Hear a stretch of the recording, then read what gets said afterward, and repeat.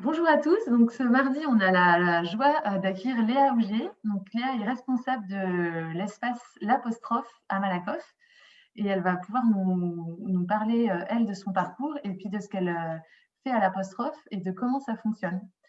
Coucou Léa, Bonjour. merci beaucoup d'avoir accepté l'invitation. Donc, au départ, comme sur les autres mardis de Casako, on devait faire un temps à Casako, voilà, un peu plus interactif. Et puis, on essaie de trouver des solutions. Mais comme ça nous permet de te voir aussi dans ton environnement quotidien. Oui, tout à fait. Je suis Et très puis, voilà, on aura une petite visite à distance tout à l'heure. Est-ce que pour commencer, tu peux nous dire un peu plus qui tu es, toi, quel est ton parcours?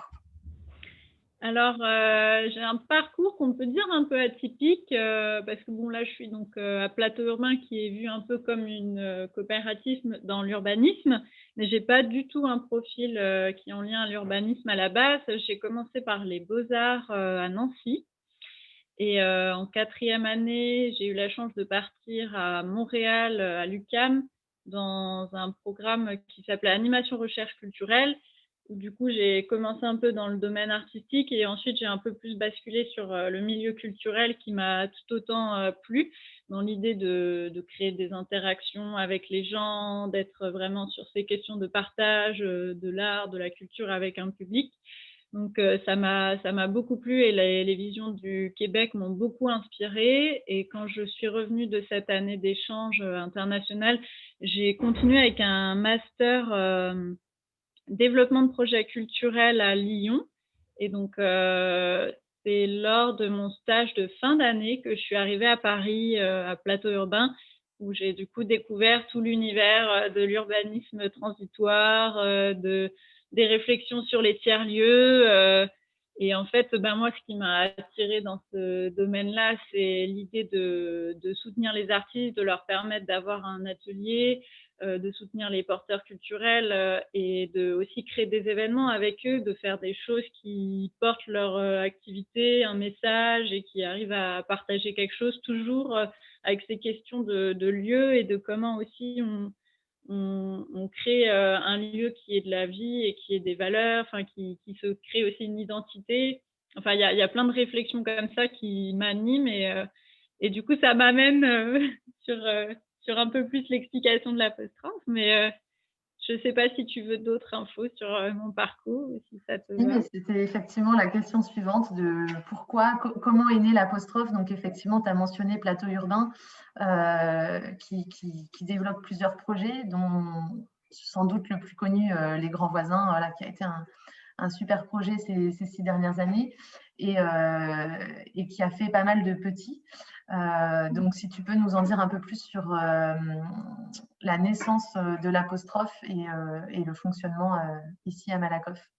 Oui, alors en fait, donc Plateau Urbain, c'est comme je disais une coopérative où on travaille beaucoup les questions d'urbanisme transitoire et dans l'idée, il y a aussi une partie de la coopérative qui a une sorte de pôle études, donc là où ils répondent à des marchés de la ville sur des questions d'urbanisme. Et c'est un peu comme ça qu'est né le projet de l'apostrophe au tout début, parce que c'est plus les personnes qui travaillent donc en études urbanistiques qui ont répondu à un appel à projet de la ville de Malakoff pour essayer de réfléchir à un modèle d'occupation pour le lieu en question dans lequel on est, donc, qui est l'ancienne CPAM au 3 avenue Maurice Thorez. Et à la base, donc l'idée c'était simplement d'accompagner la mairie sur la préfiguration, le montage du modèle économique, le fonctionnement, le processus pour que eux lancent le projet. Sauf qu'entre-temps, les élections sont arrivées, les échelles de temps se sont compliquées pour la mairie et ils se sont dit finalement, ben, au lieu de le gérer nous-mêmes, pourquoi pas faire appel directement à Plateau Urbain pour une gestion plus directe. Mais avant ça, ils se sont quand même posé la question de pourquoi pas le proposer aussi à d'autres porteurs de projets de la ville de Malakoff. Et de fil en aiguille, en lançant l'appel, c'est quand même Plateau Urbain qui a remporté la gestion. Et c'était très, très enrichissant le moment où donc, j'ai commencé à être mis en relation avec ce projet-là, parce que donc, l'idée, c'était de lancer le projet en faisant un appel à candidature. C'est quelque chose qu'on fait toujours quand on lance un bâtiment. Et c'était, enfin, pour Plateau Urbain, c'est la première fois qu'on travaille avec une mairie et que ce soit la mairie qui est propriétaire de l'endroit. Et pour moi, c'est vraiment très enrichissant parce que j'ai déjà géré d'autres lieux où c'était toujours des propriétaires privés. Et là, c'est donc la première fois qu'on travaille avec une mairie et l'ancrage local, il est beaucoup plus intéressant, beaucoup plus présent et ça change tout sur le projet. Et donc, dans l'idée de l'appel à candidature que je disais juste avant, donc on a lancé un appel auprès à la fois de notre réseau qui passe par une plateforme où dès qu'on ouvre un bâtiment, tout le monde reçoit l'information. Donc, il y avait à la fois des Parisiens, comme des Malakofiaux, comme des personnes qui vivent à côté de Malakoff, dans d'autres villes à côté. Et l'idée, c'était quand même de privilégier 50% de personnes de Malakoff dans le projet et permettre à l'autre moitié d'être de tout horizon, que ce soit voilà, de villes à côté ou de Paris. Et je trouve ça intéressant parce que ça amène aussi une certaine mixité dans les provenances, mais il y a aussi l'idée que quand on choisit des gens, on ne va pas juger de leur travail, c'est vraiment, on prend en compte leur motivation à s'inscrire dans un projet collectif et puis une sorte de diversité aussi dans les différentes activités qui vont être sur place. Alors, je ne sais pas si tu veux que je continue un petit peu à expliquer ces choses-là ou si c'est peut-être un peu trop technique pour… Si, et peut-être pour ceux qui n'ont pas eu la chance ou le plaisir de se balader dans l'apostrophe, dans les différentes visites qui ont été faites, on ne se rend peut-être pas compte de la taille et du nombre d'artistes et d'artisans qu'il y a. Donc, peut-être en quelques mots, nous repréciser un petit peu comment c'est organisé et les différents métiers sont forcément, on verra peut-être certains, mais pour que les gens puissent un peu plus se représenter. Et j'avais une autre petite question de pourquoi le nom apostrophe? Ah oui. Alors du coup, pour d'abord la première question, même si je parlais de diversité, c'est vrai qu'à l'apostrophe, c'est sûrement un des bâtiments où il y a le plus d'une sorte de type d'activité, parce que plus de la moitié des personnes du lieu sont dans le domaine de l'artisanat. Et je pense que c'est beaucoup lié au territoire, parce qu'il y avait une grosse demande sur l'artisanat, et aussi au bâtiment qui, quand on l'a récupéré, était déjà dans une typologie un peu atelier, parce qu'il y avait le collectif de l'Escargot qui était passé avant nous et qui avait pas mal utilisé les espaces pour leur préparation d'expo. Donc les porteurs de projets un petit peu plus du type entrepreneurial, type ESF sont moins venus parce que ça correspondait moins à leurs besoins. Mais donc, dans l'artisanat, on a beaucoup de projets quand même différents à l'intérieur. On a 2 céramistes, on a une personne qui travaille les créations florales, on a une tapissière d'ameublement, on a une personne qui travaille le métal, on a un menuisier, on a… qu'est-ce que j'ai d'autre? Je réfléchis. Une personne qui fait des tabliers de cuisine. On a tout en haut, tout un pôle un peu plus textile avec création de bijoux. J'ai 2 créatrices en bijoux et 2 personnes qui travaillent donc textile. J'ai une personne qui fait des genres de bijoux, de cheveux. Et voilà, ça fait un peu un panel sur la question de l'artisanat. Et après, j'ai pas mal d'artistes. Donc ça, c'est un autre gros pourcentage qui représente l'apostrophe, donc artistes de tout type. Et après, j'ai pas mal de gens qui travaillent l'image et la vidéo et le son. Et ensuite, j'ai une asso qui travaille sur les questions d'aide aux réfugiés avec des cours de langue pour aider ces personnes à la réinsertion professionnelle. Et là, ça a à peu près bien fait le tour des activités. Et ta deuxième question, tu m'avais posé… C'est par rapport à l'apostrophe, au nom. Ah oui, au nom. Du coup, c'est intéressant comme question parce que mon petit plaisir quand j'ouvre un lieu, c'est toujours de faire en sorte que ce soit les gens qui s'approprient l'endroit et qui créent avec moi l'identité du lieu. Donc, on passe par toute une phase où les gens s'installent et ensuite on crée un peu les premiers apéros, les premières réunions sur le fonctionnement du lieu. Et dans ces premières réunions, vient très vite la question donc du nom. Et donc, on s'est beaucoup posé la question de comment nommer le lieu par rapport à son histoire, au quartier et aussi à ses spécificités architecturales. Et au final, on est arrivé à plusieurs propositions. On en avait, je crois, 3 ou 4. Et donc, l'apostrophe était dedans. Et à la base, ils avaient imaginé l'apostrophe parce que ça fait écho avec Malakoff à la fin. Malakoff, apostrophe. Et puis, qu'est-ce qu'il y avait dans l'esprit de l'apostrophe? Il y avait cette idée d'étonnement, d'être apostrophé, d'interaction, enfin, le côté exclamation et tout ça, ça plaisait bien. Donc, c'est un peu le vote qui a été plus que majoritaire sur ce mot-là. Et après, on s'est amusé à faire tout un jeu de graphisme et de déco là-dessus. Je peux vous montrer, on s'est amusé à faire des petites apostrophes au sol. Je ne sais pas si on les voit bien, mais on s'est amusé à faire ça. Et puis on voit bien. On peut retrouver dehors, je peux vous le montrer. On peut le voir ici aussi. Je ne sais pas si on le voit bien en fait. Oui, ouais, là c'était un peu en contre-jour, mais on le voit bien là. Donc voilà, c'est un petit peu venu comme ça. Et du coup, tu as en partie répondu à travers ce que tu as déjà dit, mais sur un peu qu'est-ce qui rend ce lieu unique, toi qui as aussi eu l'occasion de travailler dans des lieux assez similaires, dans cet esprit un peu tiers-lieu de partage. Chaque lieu a quand même sa singularité. Donc, pareil, voilà, qu'est-ce qui est assez particulier peut-être à l'apostrophe que tu n'avais pas expérimenté ailleurs, et qu'est-ce qui, toi, te porte aussi dans ce projet-là?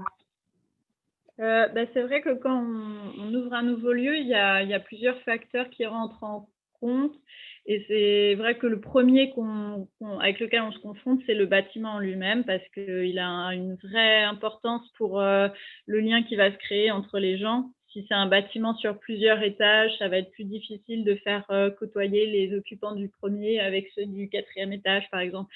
Et l'avantage à l'apostrophe, c'est que c'est un bâtiment qui est vraiment sur l'horizontale, où il y a un rez-de-chaussée, un petit premier étage et un sous-sol qui est lui aussi en longueur.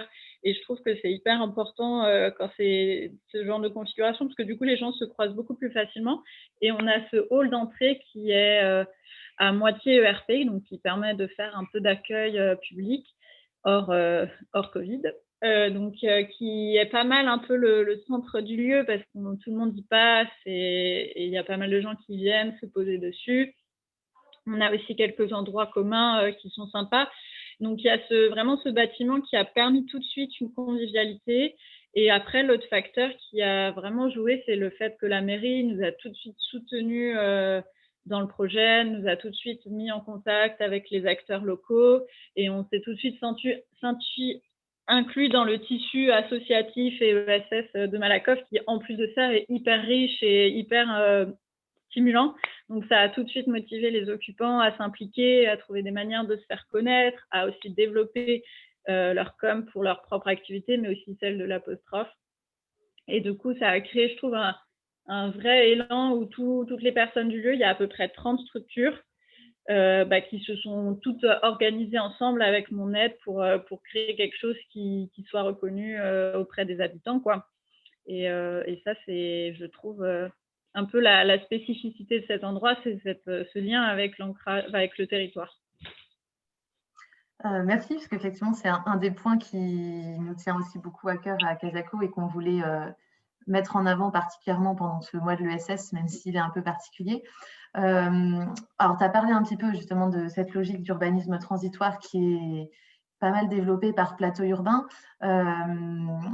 Ça peut aussi lever des frustrations parce que pour ceux qui ne connaissent pas forcément trop le principe, l'idée c'est d'occuper, donc c'est hyper pertinent d'occuper des lieux inoccupés pendant un temps en attente qu'il y ait des travaux ou un nouveau projet. Et il y a toujours un décalage entre cette décision de faire un plan particulier d'intervention sur une zone et puis le temps où les premiers coups de pelle débutent. Donc, c'est un peu de ce constat-là que Plateau Urbain, et tu peux me corriger si je me trompe, a aussi un peu lancé toute cette dynamique. Mais en parallèle, on peut aussi se dire que tous les efforts de contribution, toute cette vitalité et tout ce qui se crée dans ces lieux reste éphémère. Donc, il faut peut-être lâcher, ça demande peut-être un lâcher-prise et voilà, de se concentrer au jour le jour. Et en même temps, on voit que ça peut aussi profondément changer la dynamique a posteriori, même quand ce ne sont plus les mêmes personnes qui sont sur ces lieux. Et qu'on voit ce que ça peut porter aussi le fait que telle ou telle activité soit passée par là. Ça impacte le territoire plus largement en fait que même si le bâtiment après part sur une autre finalité. Et voilà, donc si tu pouvais un peu rebondir là-dessus aussi et parler, est-ce que toi c'est quelque chose qui te frustre ou au contraire est-ce que c'est quelque chose qui te stimule de dire que vous lancez plein de choses qui n'ont pas vocation à rester forcément dans le temps à cet endroit-là, mais qui en fait sont des points d'expérience pour tous les acteurs qui sont dans l'aventure. C'est une bonne question parce qu'il y a plusieurs réponses, effectivement. C'est sûr que parfois, pour moi personnellement, ça peut être un peu frustrant de donner plein d'énergie dans un projet qui va de toute manière avoir une fin, surtout quand on arrive vers la fin. C'est toujours des moments où on est un petit peu triste de fermer les projets. Mais d'un autre côté, c'est vrai que les liens humains qui se créent dans le projet qui est éphémère, eux, ils peuvent se perdurer dans le temps. Donc, que les gens qui ont créé des synergies entre eux gardent ces liens pour continuer à travailler ensemble, même s'ils ne sont plus sur le même lieu. Sur le territoire aussi, ça peut parfois soit préfigurer le futur projet, soit juste simplement dynamiser et montrer aussi aux mairies et aux territoires que ça répondait à un besoin. Donc ça, c'est des choses que je trouve positives. Et après, il y a aussi des personnes occupants. Donc occupants, c'est les personnes qui viennent travailler dans le lieu, qui aiment simplement le concept de l'éphémère et qui aiment changer de lieu tous les 2 ans ou tous les ans parce que ça les stimule, ça leur fait à chaque fois rencontrer de nouvelles personnes et que chaque aventure est un nouveau cap, un nouveau truc dans leur quotidien. Donc après, il y en a qui cherchent plus du pérenne. Et puis, l'objectif aussi à la base de Plateau Urbain, c'était d'aider les porteurs de projets qui donc sont en début d'activité, de développement, à avoir justement un espace pour se constituer, se développer. Et on part du principe que l'occupation temporaire du temps de ce lieu leur aura permis un petit peu plus de se tester, de se renforcer et que suite à ça, ils peuvent avoir plus de base pour réussir à avoir un espace pérenne après. C'est un petit peu la phase test pour eux qui ne les engage pas sur du long terme et qui leur permet en même temps de rencontrer plein d'autres gens qui sont dans la même situation qu'eux et qui les testent sur leur projet. Donc ça, c'est l'autre côté chouette. Mais c'est évident que dans un autre sens, parfois, quand on a créé plein de choses et que le lieu fonctionne et qu'il y a une identité, ça donne envie de le voir se pérenniser. Mais on sait que le jeu, c'est que ce soit de l'éphémère. Mais il y a aussi ce truc que le temporaire, parfois, ça crée ce côté un peu utopique où du coup, on se presse à faire les choses. On sait qu'on n'a pas beaucoup de temps et ça permet aussi de débloquer des choses, de faire en sorte que les gens ils se bougent vraiment pour le projet parce qu'il est court et qu'on n'a pas le temps de réfléchir trop longtemps à comment on va le créer ou comment on va faire ça. C'est un peu l'urgence qui parfois amène des choses super intéressantes.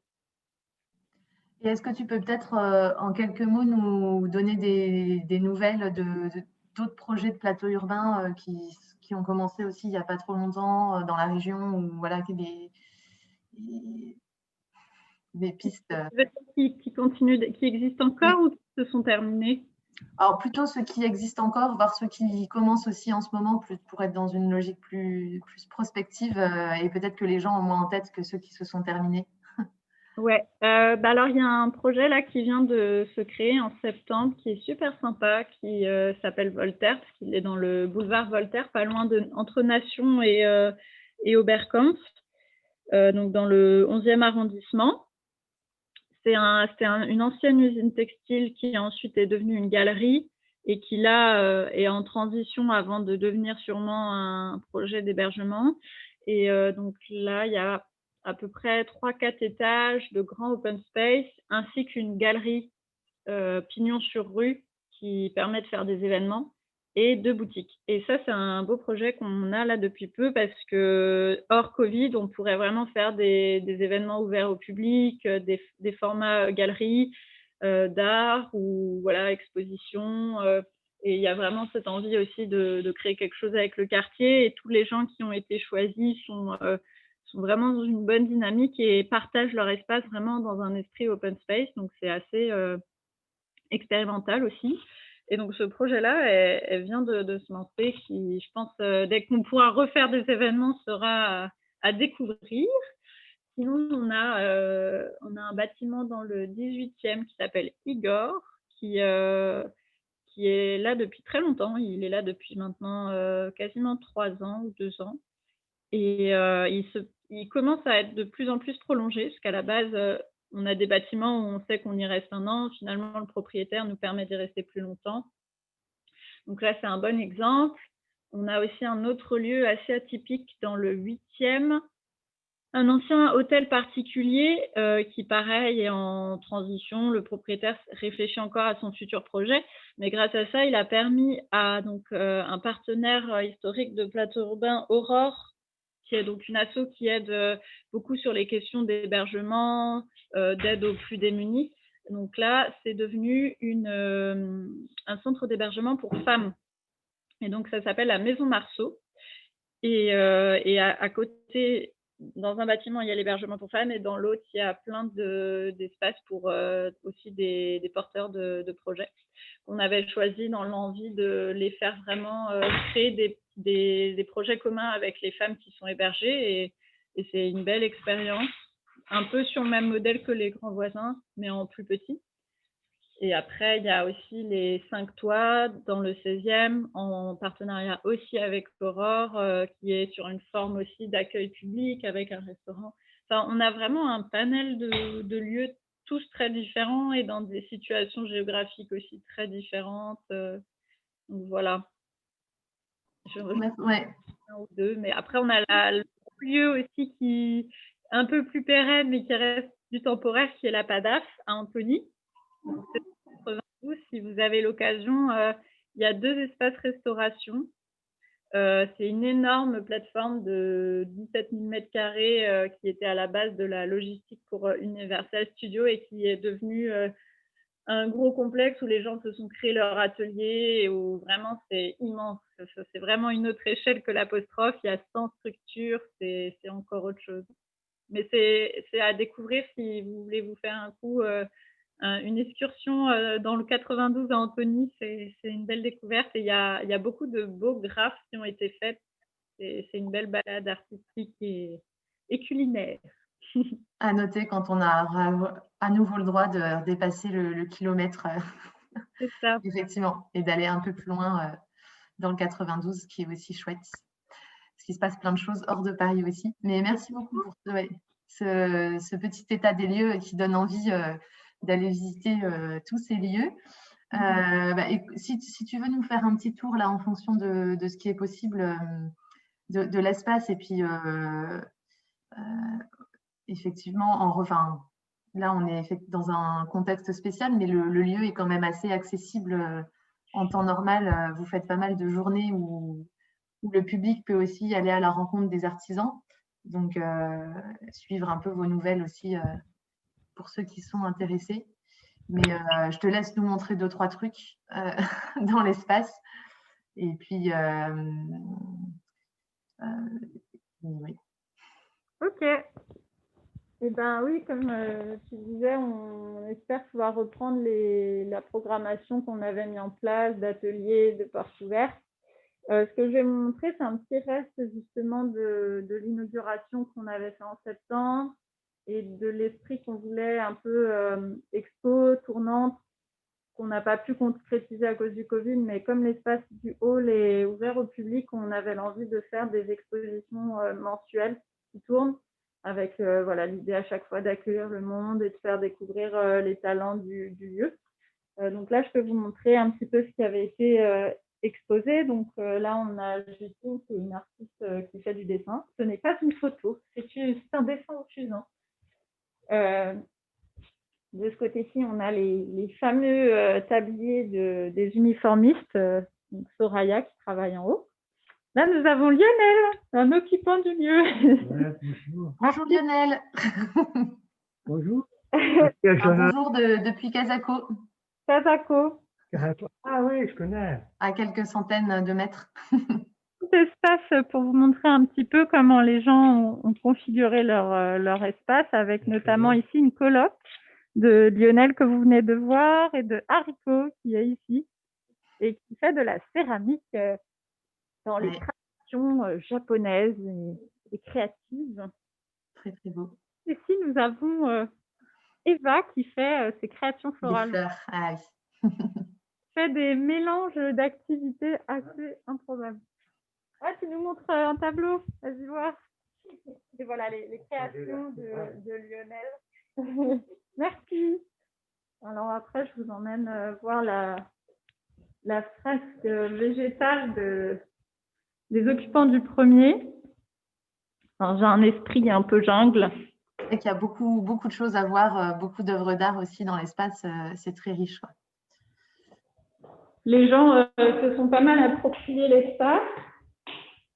Et là, je peux vous montrer un petit bureau de peintre. Encore un artiste. Donc là, c'est le travail de Johanna.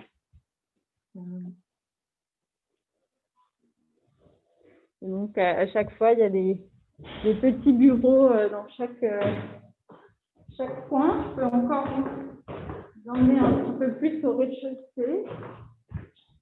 Est-ce qu'il y a encore l'installation des pelotes de laine de toutes les couleurs sur un des murs ou ça a été enlevé? Donc là, c'est le hall. Ah oui, voilà, c'est ça. Mais c'est bizarre, je pourrais intervertir ma caméra, vous verrez peut-être mieux. Ça marche. Oui, c'est bon, effectivement. Donc voilà, les fameuses laines de la fabrique Poveda. Donc elle fait toutes ces teintures végétales avec des plantes. Là, on a un tableau de Nourdine.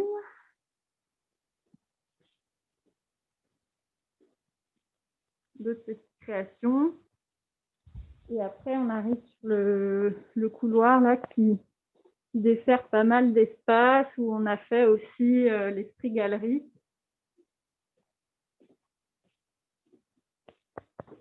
Tous les ateliers et puis au bout les fameuses chaises et tout l'espace un peu fabrication aussi, si je me souviens bien.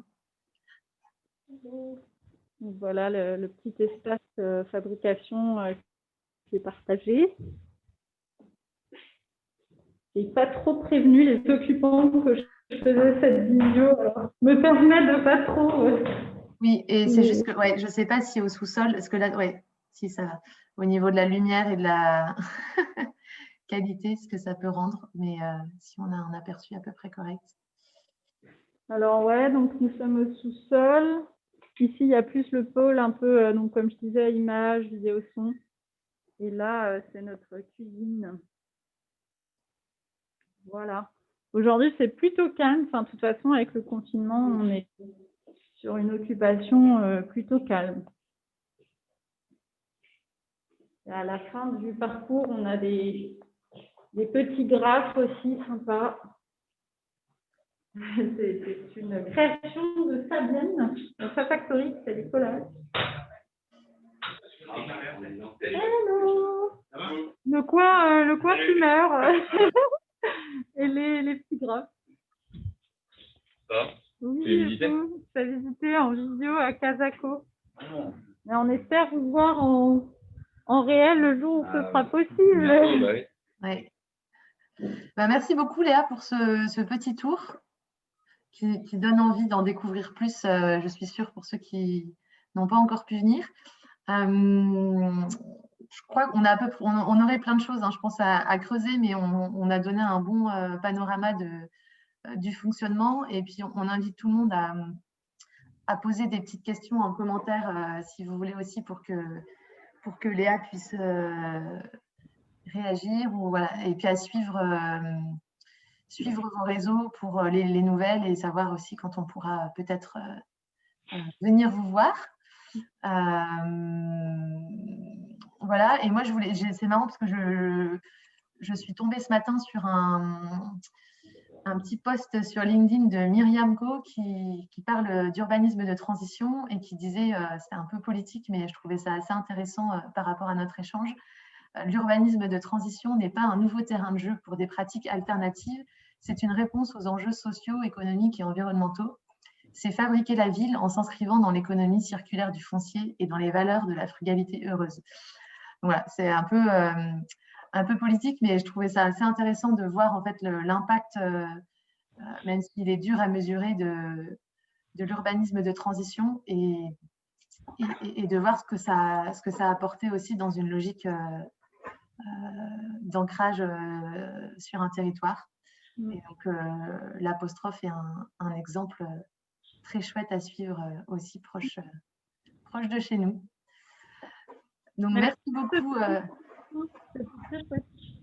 Oui, alors on n'entend plus très bien, mais peut-être qu'avec Merci beaucoup Léa pour ce temps et ces explications et cette petite visite. Et puis à très vite pour de nouvelles aventures. Merci, au revoir. Au revoir.